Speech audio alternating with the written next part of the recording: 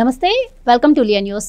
ఆంధ్రప్రదేశ్ రాష్ట్ర విభజన జరిగినప్పుడు అమరావతి రైతులందరూ కూడా రాజధానికి భూమిని కేటాయించారు. 2016లో వాళ్ళు భూములు ఇచ్చినందుకు గాను వారికి రిటర్న్ ఫ్లాట్లు ఇస్తామని చెప్పి కూడా చెప్పడం జరిగింది. మరి ఇప్పుడు 2025 వచ్చింది. ఇంకా ఆ భూములను మేము CRDA వెబ్సైట్లోనే కంప్యూటర్ స్క్రీన్ పైన మాత్రమే చూసుకుంటున్నాం అని చెప్పి రైతులు వాపోతున్నారు అంటూ కొంత ప్రచారం అయితే జరుగుతుంది. అసలు ఈ ప్రచారాల్లో వాస్తవం ఎంత? మళ్ళీ రాజధాని పునర్నిర్మాణం కూడా స్టార్ట్ అయింది. నారాయణ గారు దగ్గరుండి పనులు చూసుకుంటున్నారు. మరి ఇంత జరుగుతున్న వాళ్ళకి కేటాయించిన ప్లాట్ నిజంగానే ఇప్పటికీ ఇవ్వలేదా? ఇలాంటి విషయాలు తెలుసుకుందాం. మనతో పాటు ఉన్నారు ప్రముఖ ఆర్థిక, రాజకీయ, సామాజిక విశ్లేషకులు రాజేష్ అప్పసాని గారు.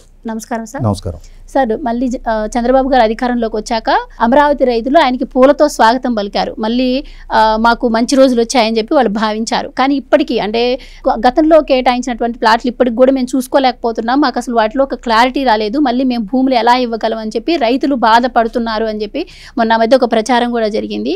సో ఆయన అపాయింట్మెంట్ కూడా దొరకట్లేదు, మేము వెళ్ళి మాట్లాడదామంటే అని కూడా రైతులు అంటున్నారు. సో వీటిల్లో వాస్తవం ఎంత? నిజంగానే వాళ్ళకి కేటాయించినటువంటి ప్లాట్లు ఇప్పటికీ ఇవ్వలేదా? సో వాళ్ళ పరిస్థితి ఏంటంటారు? ఇప్పుడు ఒకటి వాస్తవం, ఆ ఆర్టికల్ ఆంధ్రజ్యోతిలో వచ్చిన ఆర్టికల్ నేను కూడా చూశాను. నేను ఇప్పుడు అక్కడ మనం ఫిజికల్గా వెళ్ళి చూస్తే 100% రైతులకి చేసిన కేటాయింపు ప్రక్రియ అనేది కంప్యూటర్ స్క్రీన్ మీద కనిపిస్తుంది.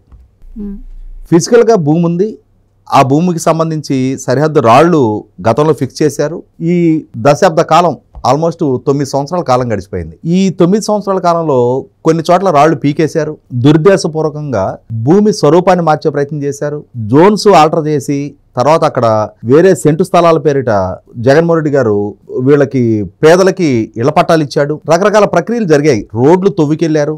ఈ విషాదకర పరిస్థితులన్నీ ఎదుర్కొన్నది వాస్తవమే. అలాగే 2016 నాటికి రిటర్నబుల్ ప్లాట్ల కేటాయింపు ప్రక్రియ పూర్తయిపోయింది. రైతులకు సంబంధించి సుమారుగా అంటే ఈ 34,000 చిల్లర ఎకరాలు పూలింగ్లో ఇచ్చారు. వాళ్ళకి ఆ రైతులు ప్రయారిటైజ్ చేసుకున్న ప్రకారం రైతు ఒక ఎకరం భూమి ఇచ్చాడు, అతనికి ఒక 1000 గజాలు రెసిడెన్షియల్, ఒక 250 గజాలు కమర్షియల్ ప్లాట్ వచ్చింది. అతనికి 2 పిల్లలు ఉంటే దాన్ని చెరొక 500 గజాలు, చెరొక 110 గజాలు కమర్షియల్గా అతను ఆప్షన్ ఇచ్చిన ప్రకారం ఆ విధంగా కేటాయింపులు చేశారు. అలా ఏమైందంటే 29,000 మంది రైతులు 34,000 ఎకరాల భూమి అయినా కూడా ఈ రెసిడెన్షియల్, కమర్షియల్ ఇవన్నీ కలుపుకొని సుమారుగా 69,700 ప్లాట్లు అయినాయి. ప్రతి రైతుకి రెసిడెన్షియల్, కమర్షియల్ 2 ప్లాట్లు వస్తాయి కదా.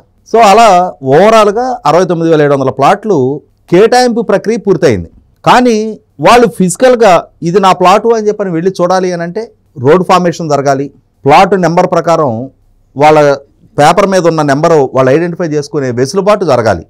అది ప్రభుత్వం వైపు నుంచి జరగల.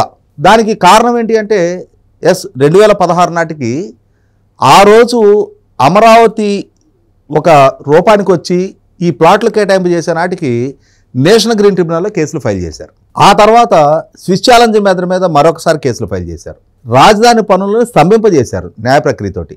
2017 నాటికి ఈ లీగల్ హర్డిల్స్ అన్నింటిని దాటి రాజధాని పనుల నిర్మాణాలు చంద్రబాబు నాయుడు గారు ఎక్సెప్ట్ సచివాలయం, హైకోర్టు మిగిలిన పనులని 2017 నుంచి ఆ ప్రక్రియ మొదలైంది. ఈలోగా కేంద్ర ప్రభుత్వంతో వచ్చిన రిఫ్ట్ నేపథ్యంలో కొంత ఫైనాన్షియల్ సఫికేషన్ కూడా ఎదుర్కొన్నారు. ప్రపంచ బ్యాంకు రుణానికి అప్లై చేసుకుంటే ఆ రుణం ఇవ్వద్దు అని చెప్పని మెయిల్ పెట్టించారు. అంటే ఏదో ఒక బాలారిష్టాలు ఎదురవుతానే వచ్చినాయి. ఇప్పుడు నగర నిర్మాణం అనేది కొన్ని వందల సంవత్సరాల పాటు చిరస్థాయిగా నిలబడే నగరం.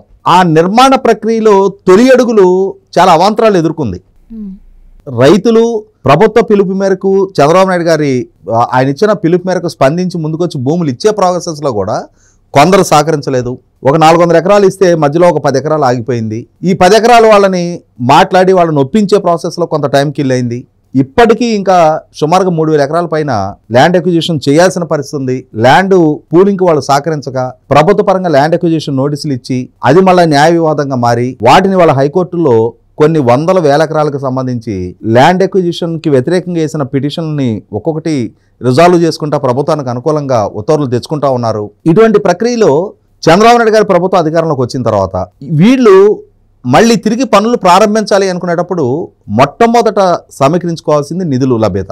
2 జగన్మోహన్ రెడ్డి గారి పాలనా హయాంలో దాన్ని ఒక చిట్టడులాగా మార్చేశాడు. ఆ జంగిల్ క్లియరెన్స్కే వాస్తవంగా జంగిల్ క్లియరెన్స్ మొదలుపెట్టిన తర్వాత విపరీతమైన వర్షాలతోటి విజయవాడ మొత్తం మునిగిపోయి కృష్ణానదికి 11,47,000 క్యూసెక్ల వరద వచ్చి ఆ ప్రాంత సాయిల్ కూడా బ్లాక్ సాయిల్. ఒకసారి వర్షం పడింది అని అంటే, ఇప్పుడు మనం హైదరాబాద్లో ఉన్నాం, వర్షం పడి వెలిసిన వెంటనే మనం చెప్పులేసుకొని ఆ సాయిల్ మీద నడిచేయడానికి ఆస్కారం ఉంటుంది ఇక్కడ. కానీ అక్కడ అటువంటి వెసులుబాటు ఉండదు. నల్లమట్టి, నల్లరేగడి మట్టి, వర్షం పడగానే బురదగా తయారవుద్ది, మెషినరీ వర్క్ చేయడానికి ఉండదు. ఇటువంటి పరిస్థితుల్లో ఇప్పుడు ఈ ప్రభుత్వం, పైగా జగన్మోహన్ రెడ్డి గారు ఏం చేశారు, అంతకు ముందు టెండర్ ప్రక్రియలు మొత్తాన్ని కూడా టెండర్లు రద్దు చేశాడు, కానీ శాశ్వతంగా క్లోజ్ చేయాలి వాటిని. ఇప్పుడు ఈ ప్రభుత్వం వచ్చిన తర్వాత వాళ్ళతో న్యాయ వివాదాలు కాకుండా, వాళ్ళకి చాలా మందికి బిల్లులు పెండింగ్ ఉన్నాయి, వాటిని అన్నింటినీ రిజాల్వ్ చేసుకుంటా ఆ లీగల్గా ఉన్న హడ్డిల్స్ అన్నింటిని ఓవర్కమ్ అయ్యి మళ్ళీ టెండర్ ప్రక్రియ పూర్తయిపోయి ఇప్పుడు పనులు కేటాయింపు బిగిన్ అయింది. నిర్మాణాలతో పాటుగా ఇన్ఫ్రాస్ట్రక్చర్ పనులు కూడా ఇప్పుడు ప్రక్రియ మొదలు పెట్టారు. అయితే ఇక్కడ గమనించుకోవాల్సింది ఏంటంటే, ప్రభుత్వ భవనాల నిర్మాణాలు అవుతున్నాయి. రైతులకు సంబంధించి ఆ ప్లాట్లకు సంబంధించిన ప్రభుత్వం వాగ్దానం చేసిన ఇన్ఫ్రాస్ట్రక్చర్ క్రియేట్ చేసేవాల్సిన బాధ్యత సిఆర్డీఏది. రోడ్ ఫార్మేషన్ చేయాలి, drinking water, drainage, electricity connection, communication, ఇవన్నీ కూడా ఏర్పాటు చేసి వాళ్ళకి ప్లాట్ డిమార్కేషన్ చేసి ఇస్తే వాళ్ళు సొంతంగా కట్టుకోవటమా, లేదు ఎవరికైనా బిల్డర్కి అమ్ముకోవటమా, డెవలప్మెంట్కి ఇచ్చుకోవటమా, వాళ్ళు కూడా చేసుకోవడానికి ఆస్కారం ఉంటుంది. అయితే ఇక్కడ వచ్చేప్పటికి ఏంటంటే, భూమి ఎవరైనా అమ్ముకోవాలి అనుకున్న వాళ్ళకి వచ్చిన అభ్యంతరం ఏమీ లేదు. వాళ్ళు ఆ ఉన్న ప్రక్రియలో ఇప్పుడున్న గివెన్ సిచ్యుయేషన్లోనే లావాదేవీలు జరుగుతూ ఉన్నాయి. అంటే ఆ ప్లాట్ నెంబర్ బేస్ చేసుకొని, సిస్టంలో ఉన్న బౌండరీస్ని బేస్ చేసుకొని రిజిస్ట్రేషన్ ప్రక్రియ జరిగిపోతూనే ఉంది. లావాదేవీలు జరుగుతూనే ఉన్నాయి. ఫిజికల్గా యాక్టివిటీ జరగాలి అని అంటే, ఒక ప్లాట్లో వాళ్ళ ప్లాట్ వాళ్ళు ఐడెంటిఫై చేసుకొని వాళ్ళ కేటాయించిన ప్లాట్ని వాళ్ళకున్న హద్దుల ప్రకారం వాళ్ళు అందులో కన్స్ట్రక్షన్ చేసుకోవాలి అన్నా, దానికి మెటీరియల్ తీసుకెళ్లే వెహికల్ వెళ్ళాలి అన్నా కూడా రోడ్స్ లేవు. కాబట్టి ఆ ఇన్ఫ్రాస్ట్రక్చర్ క్రియేట్ చేయాల్సిన బాధ్యత ప్రభుత్వం మీద ఉంది. ఇప్పుడు ఈ టెండర్ ప్రక్రియ కూడా అయిపోయింది. వీలైనంత వేగంగా ఇప్పుడు ఈ వాతావరణ పరిస్థితులు కూడా వర్షాకాలం పూర్తయిపోతే కానీ అక్కడ పనులు టేకప్ చేయడానికి వీలు కాదు. ఒకసారి ఇప్పుడు ఆల్రెడీ అన్ని భవనాల నిర్మాణాలు, ఇన్కంప్లీటెడ్గా ఉన్న భవనాలు, ఇప్పుడు కొత్తగా సంకల్పిస్తున్న భవనాల నిర్మాణాలన్నీ కూడా గ్రౌండింగ్ అయిపోతూ ఉన్నాయి. టెండర్ ప్రక్రియ మొత్తం పూర్తయిపోయింది. అలాగే భూమి కేటాయింపులు చేసిన సంస్థలన్నీ కూడా పనులు మొదలు పెడతా ఉన్నాయి. ఇంకా మొదలు కావాల్సింది రైతులకి కేటాయించిన ప్లాట్లలో యాక్టివిటీ బిగిన్ కావాలి. ఇది complete private activity. Private activity అంటే ప్రైవేట్ ప్లేయర్స్, బిల్డర్స్ లాంటి వాళ్ళు అక్కడ వాళ్ళు కొనుక్కొనో డెవలప్మెంట్కి తీసుకొని మొదలు పెట్టాలి, లేదు రైతులే వాళ్ళ సొంత స్తోమతోటి మొదలు పెట్టుకోవాలి. ఆ ప్రక్రియకి కూడా మార్గం సుగమం అవుద్ది. ఇన్ని వేల కోట్ల రూపాయలతోటి పన్నులు టేకప్ చేసిన తర్వాత ఇప్పుడు ఇన్ని ఆఫీసులు ఎస్టాబ్లిష్ అవుతా ఉన్నాయి. ఈ ఆఫీసుల్లో లేదు రేపు ఏదైనా ఇప్పుడు యూనివర్సిటీస్ ఇవన్నీ కూడా వస్తూ ఉన్నాయి. క్వాంటమ్ వ్యాలీ లాంటిది ప్రతిపాదిస్తూ ఉన్నారు. గూగుల్ లాంటి సంస్థలు గ్రౌండింగ్ అవుతున్నాయి అంటున్నారు. వాటిలో ఉపాధి పొందే వాళ్ళు మరి అక్కడ స్థిర నివాసం ఏర్పరచుకోవాలి, అక్కడ కాపురం ఉండాలి అని అంటే ఇళ్ల నిర్మాణం జరగాలి కదా. ఇళ్ల నిర్మాణం జరగాలి అని అంటే ప్రభుత్వ స్థలాల్లో సాధ్యం కాదు. అది ప్రభుత్వం సంస్థలకు కేటాయింపులు చేస్తుంది. ఈ ప్రైవేటు స్థలాల్లోనే నిర్మాణాలు జరగాలి. ఆ నిర్మాణాలు జరగడానికి ప్రభుత్వం ఇన్ఫ్రాస్ట్రక్చర్ కనుక క్రియేట్ చేసి ఇచ్చేస్తే ఎవరి స్థలాల్లో వాళ్ళకి నచ్చిన యాక్టివిటీ వాళ్ళు చేసుకుంటారు. కాబట్టి నేను అనుకోవటం, వీలైనంత త్వరలోనే ఈ వాతావరణ పరిస్థితులు అనుకూలించిన తర్వాత ఆల్రెడీ టెండర్ ప్రక్రియ బిగిన్ అయిపోయింది కాబట్టి ఆ కార్యక్రమం కూడా బిగిన్ అవుద్ది. అమ్మకాలకి కొనుగోలుకి అయితే ఇప్పటికి ఆటంకం ఏం లేదు. జగన్మోహన్ రెడ్డి హయాంలో కూడా అమ్ముకున్నారు, కొనుక్కున్నారు. ఇప్పుడు కూడా ఆ పేపర్ మీద అమ్మకాల కొనుగోలు జరుగుతాయి. ఫిజికల్ యాక్టివిటీ మాత్రం మొదలు కావాల్సిన అవసరం ఉంది. ఫిజికల్ యాక్టివిటీ కూడా మొదలైతే ఇప్పుడు ఈ ప్రభుత్వ నిర్మాణాలతోటే ఒక పండగ వాతావరణం కనిపిస్తూ ఉంది. కొన్ని వేల మంది అక్కడ పనిచేస్తా. ఈ ప్రైవేట్ యాక్టివిటీ కూడా బిగిన్ అయిపోతే ఇంకా ఎక్కువ ఎకనామిక్ యాక్టివిటీ జరగడానికి ఆస్కారం ఉంటుంది. ఎక్కువ మందికి ఉపాధి అవకాశాలకు ఆస్కారం ఉంటుంది. అక్కడ స్థానికులకు కూడా ఒక హోటలో, ఒక కిరాణా షాప్ లాంటిదో, అక్కడ ఆ లోకల్గా తిరిగే వర్కర్స్ కోసం ట్రాన్స్పోర్ట్ లాంటివో, లేదు ఇల్లు అద్దెలకిచ్చుకోవటమో, వాళ్ళకు కూడా ఒక ఆదాయ వనరులు ఏర్పరచుకోవడానికి ఆస్కారం ఉంటుంది. అంటే ఎక్కువ మంది ప్రజలు అక్కడ స్థిరపడటానికి ఆస్కారం ఉంటుంది. ఆ ప్రాంతం కళకళలాడటానికి ఆస్కారం ఉంటుంది. కాబట్టి ప్రభుత్వ పరంగా ఆల్రెడీ ఆ ప్రక్రియ బిగిన్ అయిపోయింది కాబట్టి ఎక్కువ కాలం పట్టకపోవచ్చు. రైతుల వైపు నుంచి ఆ ఆందోళన ఉండటం సహజం. దశాబ్ద కాలం గడిచిపోయింది వాస్తవం. కానీ 2019కి ముందు చంద్రబాబు నాయుడు గారి ప్రభుత్వ హయాంలో ఆయనకు సృష్టించిన అడ్డంకుల గురించి రైతులకు అవగాహన ఉంది. జగన్మోహన్ రెడ్డి చేసిన విధ్వంసం గురించి రైతులకు అవగాహన ఉంది.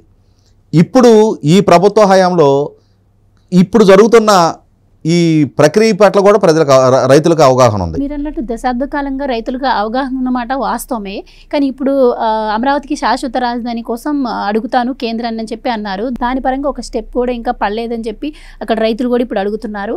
అండ్ ఈ చంద్రబాబు గారి హయాంలో కూడా మరి వాళ్ళకి కేటాయించిన ప్లాట్లు వాళ్ళకి దక్కకపోతే ఇంకా వాళ్ళు ఏ ప్రభుత్వాన్ని కూడా నమ్మే అవకాశం ఉండదు కదా. అంటే ఈ 5 సంవత్సరాల కాలంలో అది పూర్తి అవ్వచ్చు అంటారా? 100కి 100 రూపాయలు 5 సంవత్సరాలు చాలా ఎక్కువ టైం అంటున్నా. 5 సంవత్సరాల కాలం పట్టదు. నేను అనుకోవటం ఒక 1.5 year లోపు ఇన్ఫ్రాస్ట్రక్చర్ క్రియేషన్ మొత్తం పూర్తయిపోద్ది. ఆ ప్రక్రియ ఇప్పుడు ఈ వర్షాలు ఆగగానే మొదలవుద్ది. కళ్ళ ముందు ఏం జరుగుతుందనేది మనలాంటి వాళ్ళు బయట నుంచి వెళ్ళిన వాళ్ళకే ఒక యాక్టివిటీ కనిపిస్తుంది అక్కడ కళ్ళ ముందు. కాబట్టి లేట్ అయింది, కానీ ఇప్పుడు పనులు వేగం పుంజుకోపోతూ ఉన్నాయి. అదే సందర్భంలో శాశ్వత రాజధాని అంశం కూడా 100% చట్టపరంగా తీసుకోవాల్సిన చర్య గురించి మాట్లాడుకుంటే 2022 మార్చి 3 ఆంధ్రప్రదేశ్ రాష్ట్ర హైకోర్టు ఆంధ్రప్రదేశ్ రాష్ట్రానికి అమరావతి మాత్రం ఏకైక రాజధాని అని ఒక తీర్పు ఇచ్చింది. ఈ రాజధాని మార్పు విషయంలో లెజిస్లేషన్ చేసే అధికారం కూడా ఆంధ్రప్రదేశ్ శాసనసభకు లేదు అని చెప్పని ఒక తీర్పు ఇచ్చింది. ఆ తీర్పులో మరి ఈ తీర్పు మీద జగన్మోహన్ రెడ్డి గారు సుప్రీంకోర్టుకి వెళ్ళాడు. సుప్రీంకోర్టు ఈ తీర్పు మీద స్టే ఇవ్వాల. అంటే ఇప్పటికీ ఆ తీర్పే అమల్లో ఉంది, అమరావతి మాత్రం ఏకైక రాజధాని అని. రాష్ట్ర ప్రభుత్వం జగన్మోహన్ రెడ్డి ద్వారా సుప్రీంకోర్టులో వేయబడ్డ పిటిషన్ ఉపసంహరించుకుంటే చట్టబద్ధమైన వెసులుబాటు దక్కేసినట్టే. గౌరవ హైకోర్టు ఆల్రెడీ తీర్పు ఇచ్చేసి ఉంది. ఇంకా భవిష్యత్తులో ఇంకొకళ్ళు సుప్రీంకోర్టులో లేదంటే రాష్ట్ర ప్రభుత్వం ఒక అనుకూల అఫిడవిట్ ఫైల్ చేసి సుప్రీంకోర్టు నుంచి అనుకూలమైన తీర్పు తెచ్చుకోగలిగితే చాలు. ఆంధ్రప్రదేశ్ హైకోర్టు ఇచ్చిన తీర్పుని మేము ఎండార్జ్ చేస్తున్నాము అనే ఉత్తర్వులు వస్తే చాలు. ఇంకా అంతకన్నా చట్టబద్ధత ఏముంటుంది? గౌరవ సుప్రీంకోర్టు ఎండార్జ్ చేసిన తర్వాత ఇంకా దానికన్నా చట్టబద్ధత ఏముండదు. జగన్మోహన్ రెడ్డి లాంటి పాలకులు చరిత్రలో ఒక్కళ్ళే ఉంటారు. మనం ప్రతిసారి జగన్మోహన్ రెడ్డి లాంటి పాలకులు రారు. ఇంకొక టెన్యూరు ఇంకొక ఎలక్షన్స్ దగ్గరకు వచ్చేటప్పటికి అమరావతిని మార్చాలనే ఆలోచన దిశగా కూడా జరగని స్థితికి అమరావతి రాజధాని నిర్మాణ పనులు జరిగిపోతాయి. Thank you so much. Please subscribe to Leo News for more videos.